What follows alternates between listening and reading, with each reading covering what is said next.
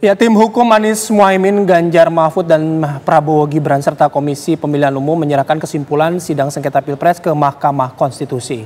Tim hukum Anies Muhaimin dan Ganjar Mahfud menyebut isi kesimpulan antara lain masalah pencalonan Prabowo Gibran dan politisasi bansos. Sementara tim hukum Prabowo Gibran menilai tidak tepat gugatan kecurangan pemilu dibawa ke Mahkamah Konstitusi.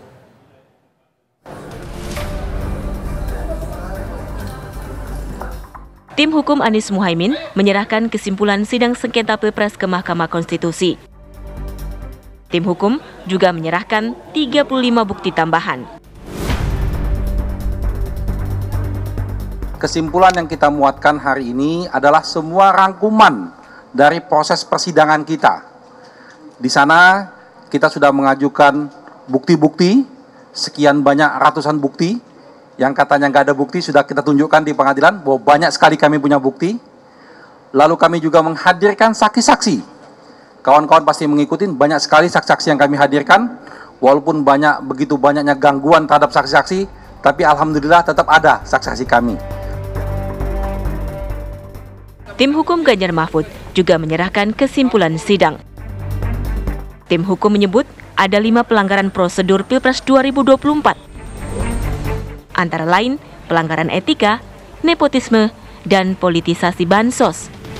Pelanggaran keempat itu adalah pelanggaran prosedural pemilu.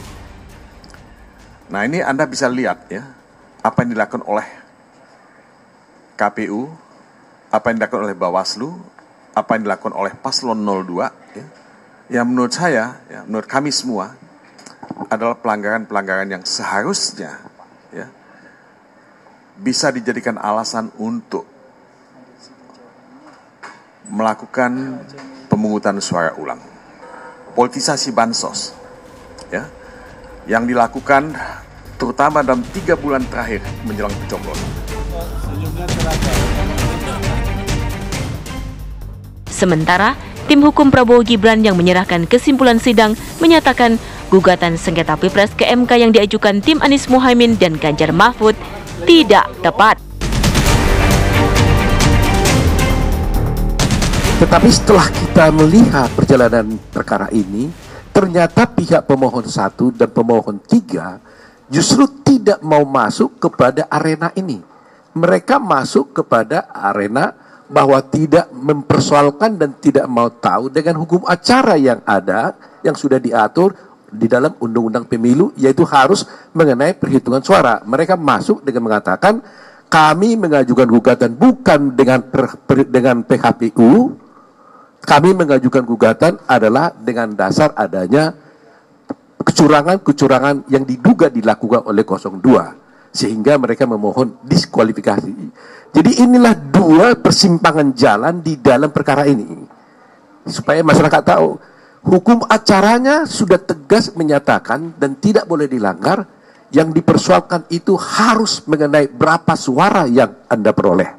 Tetapi sekarang yang dipersoalkan ternyata adalah ada kecurangan-kecurangan yang menurut kami sebenarnya tidak merupakan ranah MK. Ya, dan kebetulan pula tidak ada bukti-bukti tentang kecurangan itu.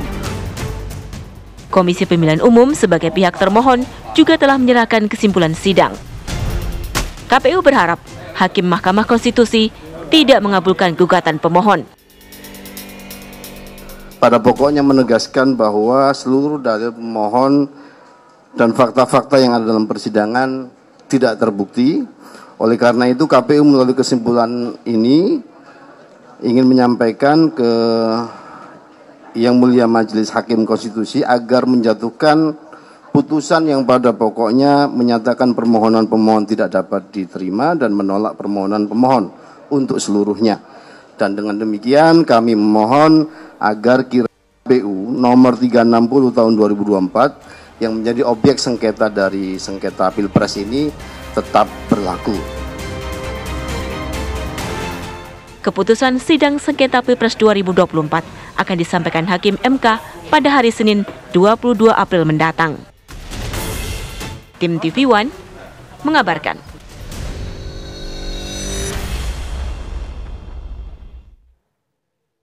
Ya, dan berikut ini adalah beberapa poin kesimpulan sidang sengketa Pilpres yang diserahkan oleh masing-masing tim hukum yang berperkara di Mahkamah Konstitusi. Untuk Timnas Anies Muhaimin ini adalah beberapa kesimpulan yang disampaikan ke Mahkamah Konstitusi. Setidaknya ada 4 poin yang mereka sampaikan untuk menjadi bahan pertimbangan oleh Hakim Konstitusi. Di antaranya adalah KPU dianggap sengaja menerima pencalonan Prabowo Gibran sehingga pendaftaran mereka tidak sah dan melanggar hukum. Kemudian ada lumpuhnya independensi penyelenggara pemilu, nepotisme menggunakan lembaga kepresidenan, dan pengangkatan PJ kepala daerah yang masif dan digunakan untuk mengarahkan pilihan ke Prabowo Gibran. Ini beberapa hal yang menjadi dasar kesimpulan dari tim Anies Muhaimin. Sementara itu pemirsa, poin kesimpulan yang disampaikan oleh tim kuasa hukum dari Ganjar Mahfud adalah adanya 1 pelanggaran etika di Pilpres 2024, nepotisme dilakukan oleh Presiden, kemudian ada abuse of power yang terkoordinasi di semua lini pemerintahan, lalu pelanggaran prosedur pemilu selama Pilpres 2024, dan penyalahgunaan aplikasi IT di KPU. Dalam hal ini yang dimaksud adalah Sirekap.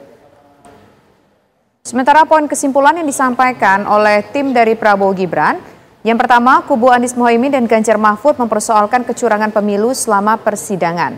Kedua, kecurangan pemilu bukan wewenang MK untuk mengadili. 3, tuduhan kecurangan pemilu merupakan ranah Bawaslu.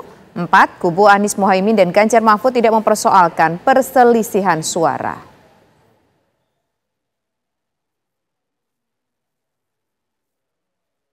Sementara poin kesimpulan yang disampaikan menurut KPU adalah memohon MK menolak permohonan Anies Muhaimin dan Ganjar Mahfud.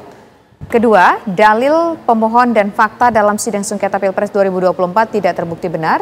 3, memohon MK mengesahkan keputusan KPU nomor 360 tahun 2024 yang memutuskan pemenang pemilu 2024.